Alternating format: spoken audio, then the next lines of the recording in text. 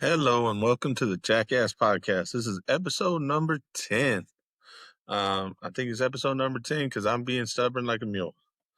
So we're going to go through it today. Talk about stuff. I'm sorry this is late if you've been waiting on episode number 10. We finished moving. I've been tired. I started back at work this week. I'm going to try and get Sundays done. But we're going to fill up today with some interesting stuff that's happened in the past week since I did my last one. And that would include Trump's executive order on marriage, politics in Texas and how they're handling the special session, education, starting a new school year, and how we start the school year in the district I'm in, sports, being able to adjust tactics between generations. We're going to be talking about Jerry Jones and how he's handling superstars on the Cowboys, which is crazy. Wrestling, we're going to talk about the 2 night SummerSlam. I'll go over what my favorite parts were and the appreciation toward the John Cena's having in wrestling, which I think is cool and being done right. And my theory, how I actually view fantasy football, because not only do I think it's fun, I think the most fun time is when you get to draft. So we'll go over that. So first off, top of the list, we're going to talk about government. And while nothing's hit across my feed so major, but this past week and a half, Donald Trump signed an executive order that said if you've been dating for 5 years, you're then officially married. Now, I know there are other laws,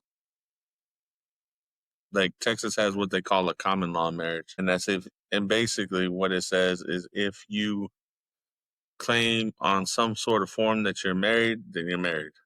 And then you can get what we call legally married and got the marriage license. But this is an interesting law for a man that's been married several times. I don't know if this is something that everybody wants. Being married is cool for a couple reasons. The truest reason is you find someone that you love and that you want to kind of grow with, and that you find the flaws in each other and learn how to live with them. Because neither one of you are perfect. The woman nor the man, neither one is perfect. Yes, ladies, I'm saying this. And really, a marriage doesn't work if there's, or at least to me, this is my opinion. A marriage doesn't work unless there's some qualities where y'all are opposite, and then some things that y'all value the same. Um, and that your values kind of change with each other or grow with each other. Change may be the wrong word, but that you grow with each other, and that you keep whatever was fundamentally about you.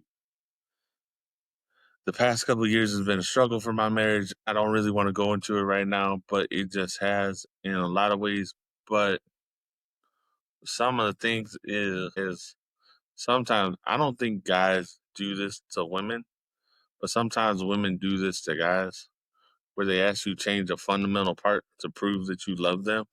I don't know why women think that proves love, because the truth is if you love me, you love that fundamental part of me.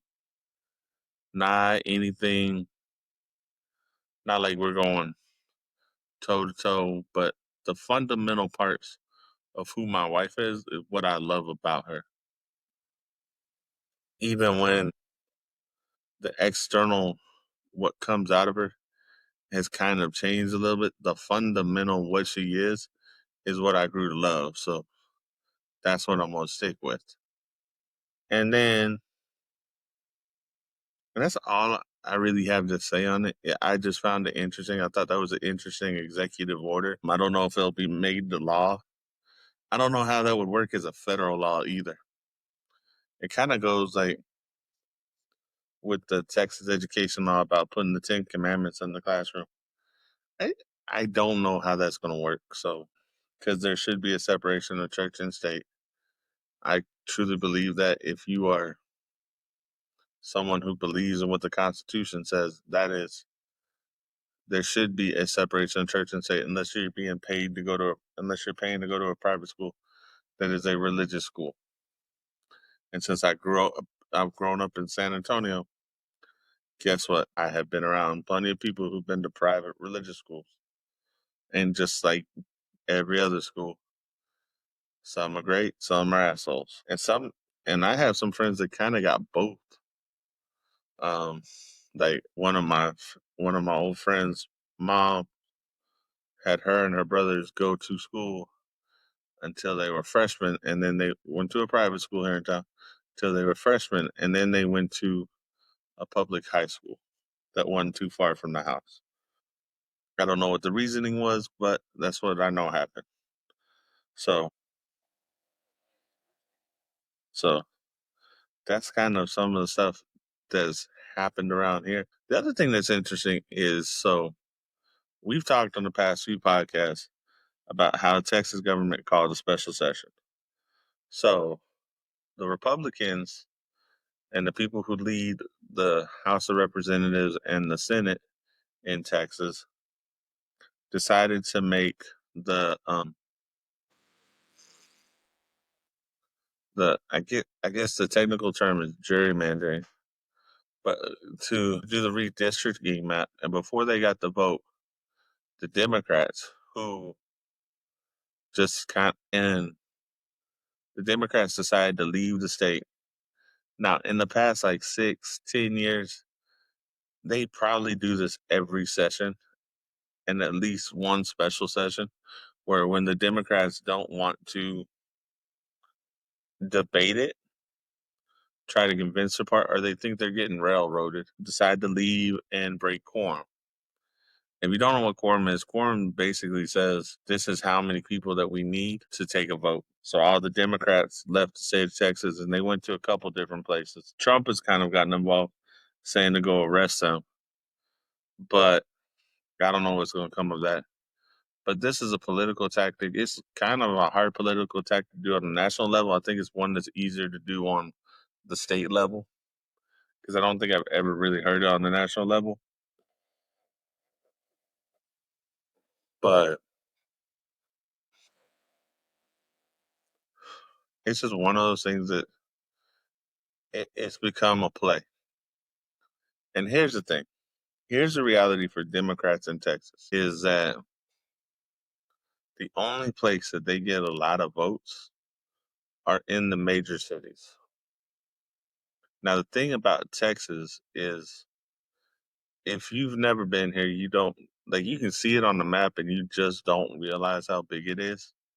Texas is one of those places where some people say like an hour and a half, 2 hours is a long way to drive. That's a regular day's drive for some people. I live in San Antonio. I know people who go to Austin to work, and I know vice versa, who come from 30, 40. I used to drive an hour every day to San Antonio to work from a little town in Bandera. There's a lot of people that come into town. It's kind of New York, like New York, probably LA and those big cities. And those people who live out in other little towns come into LA or New York. San Antonio's got the same thing, but it just doesn't have like it just doesn't have the I guess the liberal population that you would think it does just because it's a big city. It's gotten a little bit more liberal. Like I know the past 10, 12 years, I think the mayor of San Antonio has been a Democrat. Oh, and that's just one of the things it's been. I always kind of forget to vote for the mayor election, so I don't worry about it a lot. I like seeing who it is. I know whoever got voted in this time is already kind of not looking like they should be in the mayoral spot because what they're saying, she's been in for like a week, and this was just a news story I heard the other day. But she's lost like two of her cabinet members or two members of her staff, so that just says something wrong with you, as far as I'm concerned. But Texas is really a lot of rural area that has a few big cities, kind of 4 to 10 hours apart. Like so, and from San Antonio is what I'm talking. So San Antonio is like Central Texas. If you go up north, you hit Austin, hour and a half, which is like the fifth largest city. And a 5-6 hour drive, you hit Dallas Fort Worth. It's like a 3 hour drive to Houston. And it's like an 8-9 hour drive to El Paso for the far west cities. And it's like a 3 hour drive to Laredo, and maybe I think like a 6 hour drive down to Brownsville. But and those are some of the bigger cities in Texas. I think someone told me Lubbock was like a 6 hour drive. So and then you just have a lot of country and a lot of people in between. So there's a lot of areas where they have a lot of people who probably going to vote Republican. They don't want a big government. They won't be left alone. That's a lot of Texas feeling anyway. We just won't be left alone a lot of time. We don't care about what happens in New York or California. And if you're from New York or California, don't come over here trying to change Texas. Because the God's honest truth is if you left New York or California, there was a reason. If you came to Texas, it was not so it was New York or California. And that's my belief. And I'm not even like born here. I'm bred here, but I wasn't born here. I've been here since I was 5. I was born in Kentucky on a base. The other thing is San Antonio is military city, USA. There are 3 active bases. There were 5 at one time. There's still like there's 3 major bases. There's an annex for 2 of them on different parts of town. So there's a lot of military personnel here. We have an FBI office. We have I think it's NSA facility. We have a very highly guarded government facility here, and so you just have a lot more. I don't want to say truly conservative, but you have a lot more small town feel here. San Antonio is where it is a small town feel with a big city atmosphere sometimes.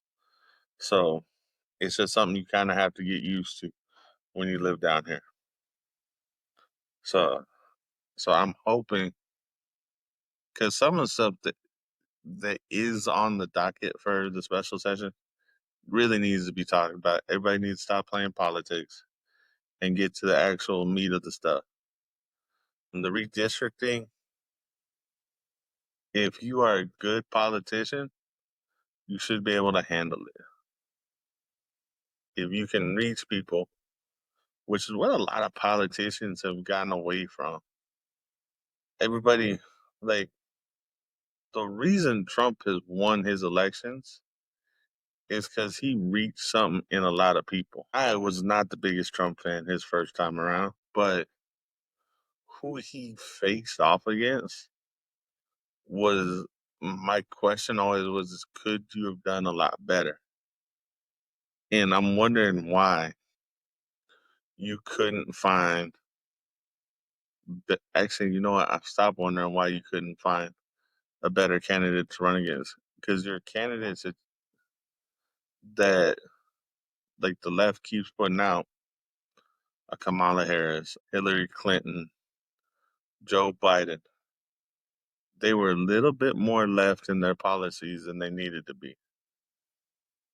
There has to be a way in politics to compromise. All our great legislation has been some sort of compromise where everybody kind of got what they needed and maybe one side won by 5-10%, but didn't win outright. So there were no hard feelings. So I think Texas, the Democrats need to come back and just debate it, come up with other ideas, and have a vote on it and speak your piece. Debate what you're going to do. Stop the show in the House and in the Senate and do the job.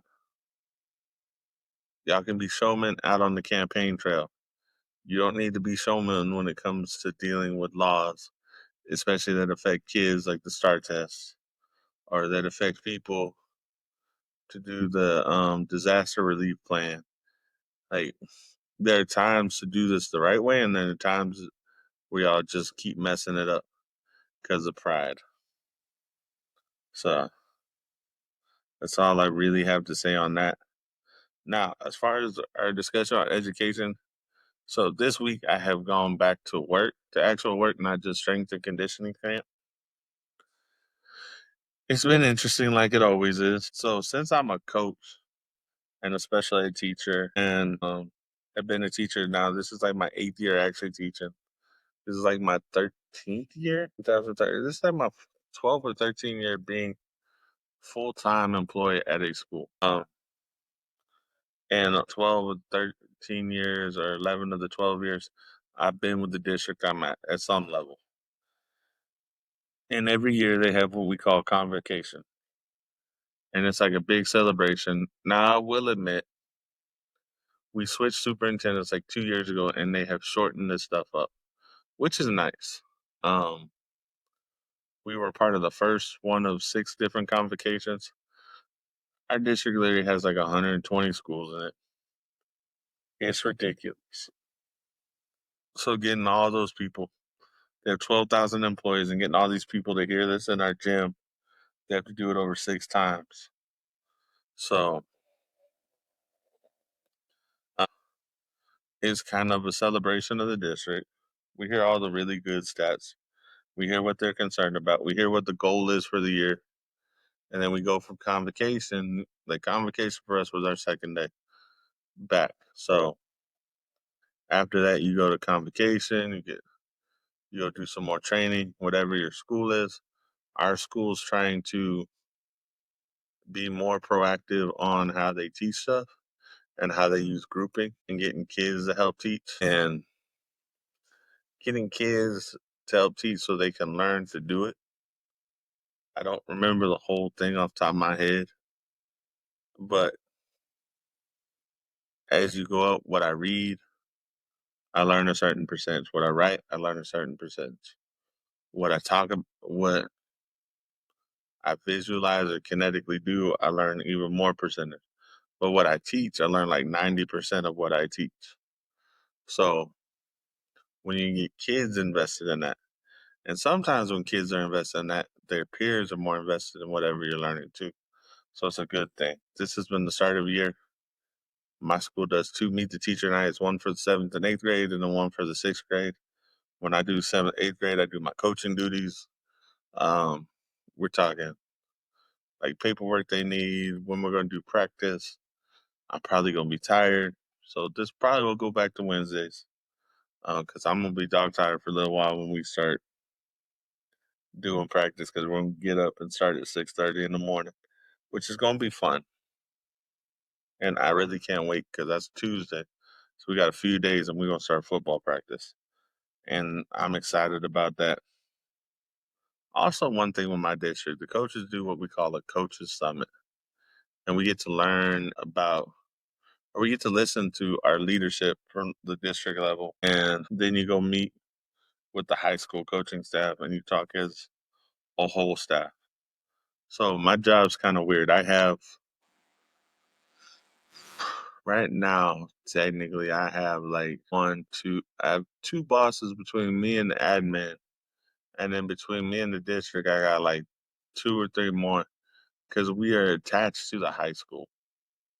So Northside has, okay, if you didn't know, I'm in Northside ISD. I'm not going to sit here and dog the district I also graduated from. There's like 21 middle schools in Northside, and there's like 12 or 13 comprehensive high schools. So about 2 middle schools are guaranteed to feed in any one of those high schools.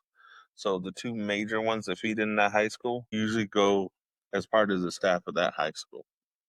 So I feed into one of the older schools in one of the more underdeveloped areas or an area that's been around for a while. And so in working with that high school staff, I've actually learned a lot the past year. It's always been cool. So we go to the coaches summit. We hear from our district people. They bring in a couple speakers. We got to hear from Kelvin Sampson. Got to hear from trainer Dwayne Wade and Damian Lillard, Kevin Frichter, and got to hear from another lady. And something that's kind of popular in Texas is Steve Mackey and the two-word stuff. We got to hear from him, which is always kind of fun. So those are a good way to start the year. It kind of refreshes you, even though I haven't really been away from it this summer.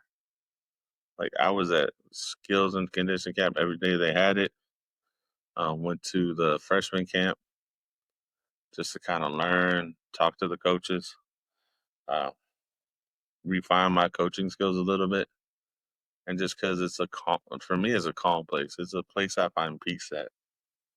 So, uh, so starting off this year, I'm looking forward to this year. I'm looking forward to coach a sport I've never coached before. Had a bunch of friends who played soccer, but that's going to be my end of the year as I get to coach soccer. So my coaching resume, this will be my 5th year coaching football. This will be my 3rd year coaching basketball. Let me think about that. I think it's my 3rd year. Yeah, this will be my 3rd year coaching basketball because I did 2 of my previous middle school, taking a year, having to take a year off, and have my other one will be my 2nd year coaching track and my 1st year coaching soccer.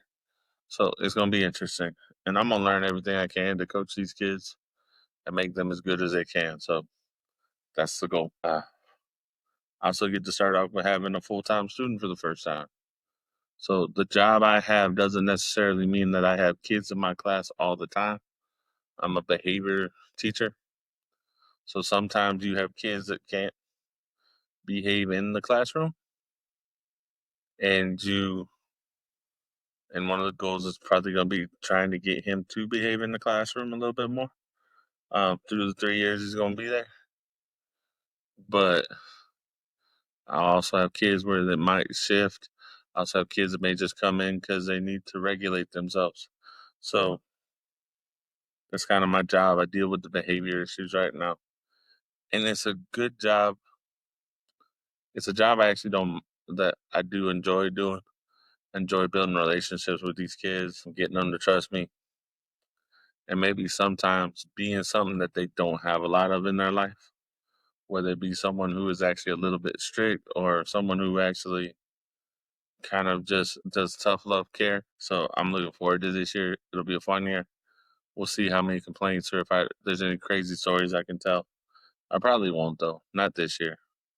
I got stories from my past I could tell, but it should be fun. I may tell stories like when we're practicing and football and stuff, but not on my kids in my class because those will probably get me in trouble, and I'm not in the mood to do that. So, but it's gonna be a good year. I'll tell you if you have like something exciting that happens, or if I come with a black eye, I'll explain that in as little detail as possible.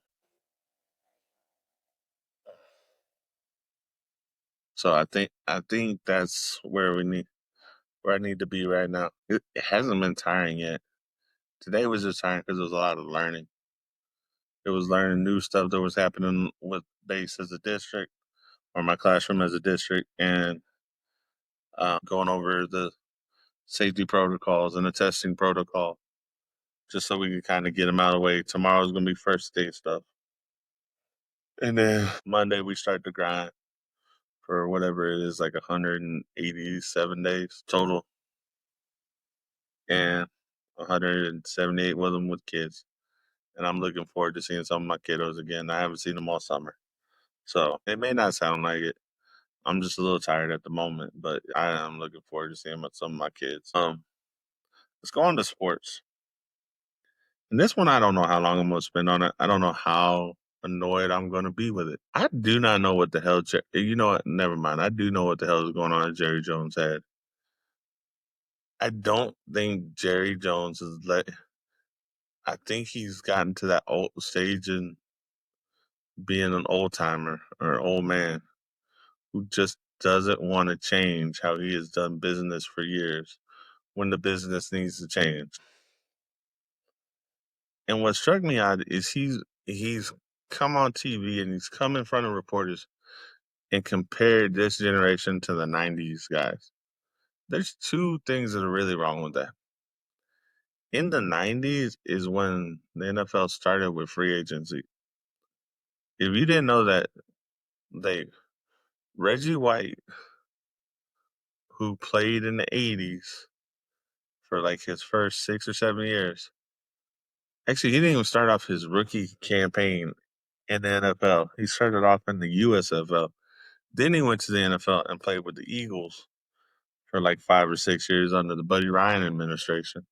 And then when he became a free agent, when I don't know if Philly didn't sign him or he wanted to sign, he signed a free agent contract with Green Bay. I don't know if he was the very first free agent. He was the first big free agent that Green Bay ever got. I know that. But he, so Jerry Jones was trying to compare Micah Parsons to whatever great player he was talking about doing a deal with in his office without representation. And there's two kind of things wrong with this. One, you're not dealing with the same money. Because think about this. He bought the Cowboys for like $126 million, and they're like evaluated at somewhere over $10 billion. It's like 100, 200 times more than what he bought them for.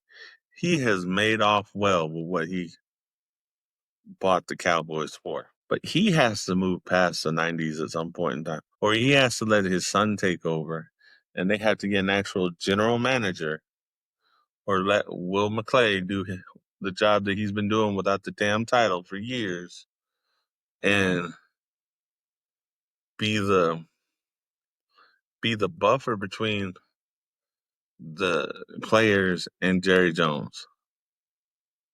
I don't think Jerry Jones is mentally incompetent. I just don't think Jerry Jones is present sometimes in the time and place he's at right now.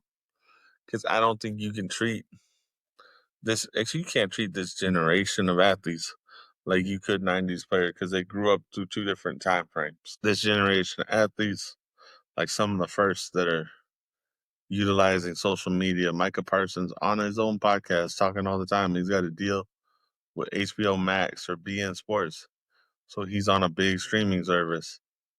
And you don't think he's going to talk on this platform? I think you're wrong, sir.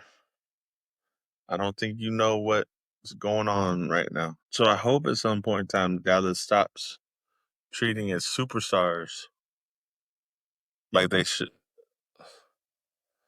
Like, I don't even know how to say this.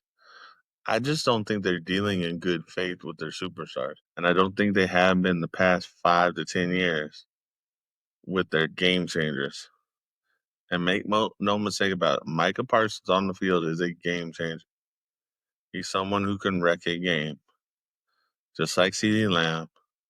And if you don't believe it, just like Dak Prescott, go look at the stats. Dak Prescott's got some of the most notable comebacks in like the past 10 years. Now, they weren't full comebacks. We didn't win some of them, but the ball in his hand, he messes up less than he makes great plays. So he's a game changer. I don't think Jerry Jones gets how you handle game changers now. Their their egos tell them how they're going to be handled. So I'm hoping that Dallas does right by them finally and just stops making this a circus. Because the circus don't help you win. If you really want to win, Jerry Jones, stop making this a circus. Let your coach, and get him his best players on the field. Because the one thing we can say about the Cowboys over the past 10, 15 years is they can draft. And they can draft really good defensive players. They can draft tight end. They can draft a hell of a lot of good tight ends.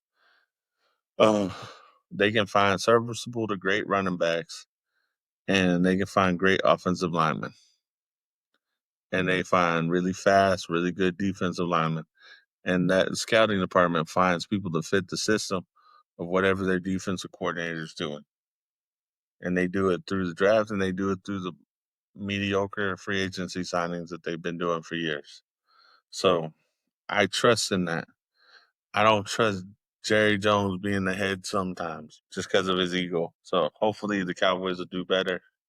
I think next week I'll start Like I'm gonna watch how the Cowboys play. I'm gonna watch highlights this week.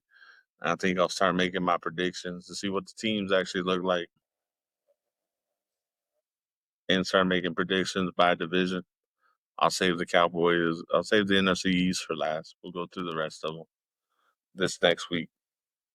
Or we'll go through probably, we'll start off on the West Coast. We'll start off with the NFC and AFC West next week and just kind of, I'll go through the whole, I'll probably go find like a whole season schedule and make my predictions based on that and then give you why I feel that. That sounds like a good long experiment that I might have to print out tomorrow and start this weekend. So that's kind of what I'd like to do and just go through each division. Since we're talking about sports, let's talk about fantasy football. And I know I've given my rankings, I think almost every position, every offensive position. Defense, I don't go crazy over. Like if I'm in the draft and the way most of the drafts I am work, we combine the kicker and their defense for special teams and defense, and that's how we choose it. So I wasn't really gonna go over defense. I don't hold defense to a high priority. Defense will usually be like my last pick. One of my John from Three Puttin Duck podcast. I know he'll go drafts where he might not pick a defense. Just so he has trade bait or something before we go into the season. I know that's one of his philosophies. He said it a bunch, and I've watched him do it several times. I like to have a roster full by the end of my draft. That's my philosophy. But so that's why you're not gonna hear about defense. I've never done one with individual defensive players. I think that'd be cool. I just haven't done one yet. Probably need to go find one just for fun. But I actually got into fantasy just because my friends asked me to, like 15, 20 years ago now. It was just something to do. Speaking of John Dilbick, he's the one who probably got me into it. He probably called me up one day when he was doing a job where he basically worked like in the morning, worked like a, I'm saying worked like a dog, but he worked and got all his stuff done. And then he would come up with crazy ideas, not crazy, but he'd come up with ideas and fully vet them out to, what's it called, with rules and stuff. So you get an email or I get a phone call. Hey, dude, I got this idea. He did it with poker. He did it with fantasy football. Um, he just was bored at work, so he would set up all these rules and it'd be like 10 pages worth of rules. And so that's how we started. So the draft we're getting ready to do. Actually, I'm getting ready to do two. Both gonna be probably that week before the season starts. The Blitz League, which is basically like our old friends league, and it's my only one where I spend big money. And then we're doing a guillotine league that uh Shark Tales Fantasy runs. So it's the first time I think it's like the first or second one I'm gonna do is draft with them. So that's gonna be interesting.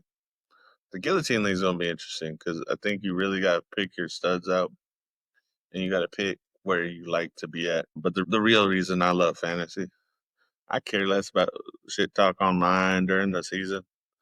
Um, a lot of the guys I play with love the shit talk online, but like it'll die at some point in time, especially if the shit talkers team stinks. But I love shit talking at the draft, like a live draft. That's the fun time.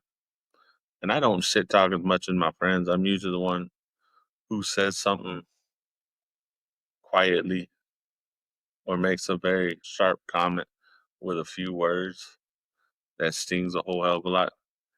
So that to me is fun. We had a draft one year where I think it was the only time this guy drafted with us for this league. And just so you know, this league comes out to a total of 24 teams.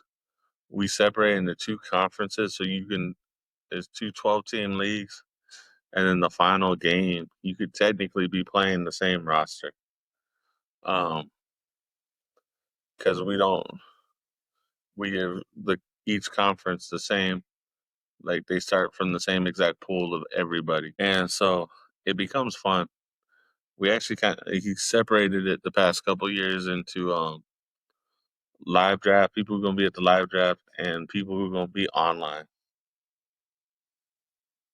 So that to me is the fun part of doing fantasy football. Draft day. Um, Sometimes it may be the only time I see some of my old friends that whole year. We may talk over talking shit, but I may not see them the rest of the year. So that's always cool, and I just love seeing them. It's always fun. It's fun making fun of friends who don't pay a damn bit of attention to what the hell is going on. Um, Fun making fun of friends who get players that are on the back end of their career and they're like, oh no, they're still great. No, no, no, no, no. No, they're not. You're just living in the past. Um, I think this year, I don't think I'm gonna say this, but I think I paid just enough attention. I think over the next couple of weeks, I'm really gonna start paying attention to what people are saying about fantasy. I just haven't delved into it after coaching football. Like the past 4 years have been football, football, football, and a whole bunch of hectic stuff going on. So I haven't just listened to stuff like I normally do. What I find entertaining has become different, but it'll be different. I'm gonna do what Steve hates. I'm gonna grab my list and just go. That's what's gonna happen. Uh, so that's my thoughts on fantasy right now. Just it's a fun time of year. I hope if you're in a whole bunch of drafts, you at least have one live one in person with friends. You have a friends and family draft. Those are probably the funnest. So that again, my opinion. If you don't agree, remember I am the jackass on the Jackass podcast. That's fine with me. Last thing we're going to talk about is wrestling because I can kind of meld wrestling and entertainment. And this year, to me, the way WWE is letting John Cena go out has has been as unique as his career kind of was in it being a replica of Hulk Hogan. A lot of times when wrestlers go out, they're forced out by injury or they go out quietly. And I think you have to appreciate John Cena for what he was able to do coming off the Attitude Era and coming into the PG era and just being such a great role model of a babyface for such a long time and getting them to see him kind of do a whiny heel run has been fun this year. But I got so excited last week on SummerSlam when he came out and was like the John Cena everybody remembered, going back to being that John Cena. And that has been cool. That was cool to me. It's cool to see the way he fought in that match with Cody. It was cool that he did the job for Cody. And let's be honest, John Cena in like the last 9 years of his run, whatever he's been part time for, as long as he's been making movies constantly, has come back and done runs where he put someone over eventually, where he put a younger talent over. And seeing that passing of the torch to Cody Rhodes was really cool to me. Because Cody Rhodes deserves it right now. And he's a true baby face. And when WWE does those baby face matches, they're usually good. Like the big baby face matches. The only one that didn't actually spark like a real kind of shift was Hogan and Ultimate Warrior. Because the Ultimate Warrior wasn't ready for the spotlight. And I think WWE as a whole learned from that. That even though the crowd loves it, that sometimes that wrestler's not ready for that spotlight yet. So, and what they've done with John Cena, and I think him coming out and doing this whole year in like 36, 37 dates, and they're going to be his farewell tour, just giving everybody a swerve for a little while, letting him be a baby face and eating to that, and then letting him just flip the script. and letting him be that baby face, a genuine baby face, and give Cody Rhodes that rub was such a fun thing to watch for me. And then, of course, the end when Brock Lesnar comes back and you get taken back to like one of Brock Lesnar's first comebacks, and it being versus John Cena and seeing that, and that was kind of a retro thing. So that I'm looking forward to too. John Cena and Brock Lesnar, it's always a good match. It's always a good mic setup match. Be interesting to see Brock without Paul Heyman versus John Cena. So I think that's going to be a fun match. And then I wonder where the rest of his run's going to go. I just wonder. And I don't know who else they can bring back. There's one other person they could bring back to give John Cena the full circle because you can't bring John Bradshaw Layfield back. I don't think bringing Big Show back would give anybody. Those are some of his big matches. But the one that I would love to see him come back would be Edge. Like another Edge John Cena match. I think that would be great. I think that would be entertaining as all hell. Just Edge and John Cena and going back to that rivalry. John Cena. See, this is kind of like seeing John Cena's greatest hits, his greatest rivals. I don't think he needs a match versus Reigns. I don't think he needs a match versus Rollins. Um, Maybe he gives a rub to someone like Braun Breaker at some point in time. Let just Braun Breaker kill him off sometime in December. Uh, I think that would be a cool thing to see. So, with that being said, I think just for wrestling and entertainment this week, that has been what's been entertaining the hell out of me is watching wrestling. I'm about to start delving back into football. And we'll probably get a lot more into that over the next couple of weeks, especially since preseason starts. I think it's going on tonight with Indianapolis. I'm waiting to see the first Cowboys game on Saturday. See that first. I know they've been scrimmaging with the LA Rams, so it's always fun to see. So, man, I hope y'all have a good week. I will try. This may be a short one where I will try and do a podcast on Sunday. I'll probably talk about the Cowboys game. Anything else? I'll delve into sports a little bit more deep this week. Oh, the other cool thing seeing for sports was seeing Wemby working with KG. Since I'm a Spurs fan, I'm looking forward to that. And you know what? We'll start getting into some college football. I'll look at what the preseason rankings are, see where my Aggies are, see where Texas is, and we can talk about that and give you a true grasp of what I actually love watching. Because those three sports, pro, college, and NFL, I love. And then we'll probably talk about some high school plays that I see and maybe some plays we run in the middle school.